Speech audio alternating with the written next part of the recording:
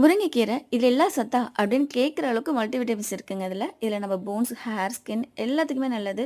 நம்ம டைஜஷன் ப்ராப்ளத்தை சரி பண்ணி அதை இம்ப்ரூவ் பண்ணும். இது வந்து நான் இன்றைக்கி கூட்டாக தான் செய்கிறேன். எப்படி செய்யலான்னு பார்க்கலாம். இதை வீக்லி ட்வைஸ் நம்ம கண்டிப்பாக வந்து முருங்கைக்கீரை எடுக்கும்போது நம்ம ஹெல்த்துக்கு அவ்வளோ நல்லது. ஸோ நான் பூச்சி மஞ்சள் இலைலாம் இல்லாமல் கீரையை நல்லா க்ளீன் பண்ணி எடுத்துக்கலாம். வானல் ஹீட் ஆனதும் அதில் ஆயில் விட்டு உளுத்தம்பருப்பு, கடுகு, ஜீரகம் இதெல்லாம் போட்டு பொரிஞ்சதும் அது கூட ஒரு பெரிய வெங்காயம், 5, 6 பூண்டு வந்து குட்டி குட்டியாக கட் பண்ணி வச்சுருக்கேன். 2 பச்சை மிளகாய் அதையும் போட்டு நல்லா வதக்கிக்கலாம்.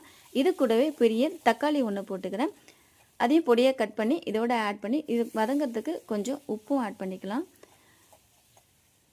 முருங்கைக்கீரை பார்த்திங்கன்னா பிளட் சுகர் இருக்கிறவங்களுக்கும் அது லோ பண்ணி கொடுக்கும். ரொம்ப நல்லது. ஆட் பண்ணிக்கலாம். அவங்க சுகர் இருக்கிறவங்களும் இதை கண்டிப்பாக சாப்பிட்றது பெஸ்ட்டு. இது கூட மஞ்சள் தூள் 1/4 ஸ்பூனு, 1/2 ஸ்பூன் தனியாத்தூள், 1/2 ஸ்பூன் மிளகாத்தூள். காரம் உங்களுக்கு ஏற்ற மாதிரி எடுத்துக்கலாம். கீரைக்கு வந்து உப்பும் காரமும் கம்மியாக இருந்தால் பெஸ்ட்டு. கீரை நல்லா வாஷ் பண்ணிவிட்டு இது கூடவே போட்டு லேசாக ஒரே ஒரு நிமிஷம் வதக்கிக்கிறேன். கீரை ரொம்ப நேரம் வேக விடக்கூடாது. இது ஒரு 5 மினிட்ஸ் வெந்தாலே நமக்கு போதுமானது தான். இது வதங்கினதும் இது கூட ஒரு சில்லு தேங்காய் துண்டு எடுத்திருக்கேன். இதையும் நான் மிக்சியில் பூ மாதிரி திருவி இதிலே ஆட் பண்ணிக்கிறேன். இது கூட கொஞ்சமாக தண்ணி விட்டு ஃபஸ்ட்டு மிக்ஸ் பண்ணிவிட்டு பருப்பு கொஞ்சமாக வேக எடுத்து வச்சுருக்கேன். அதையும் ஆட் பண்ணிட்டா நமக்கு லேசாக கொதித்து வந்ததுமே அந்த கீரை நல்லா வெந்துடும். அவ்வளோதான்.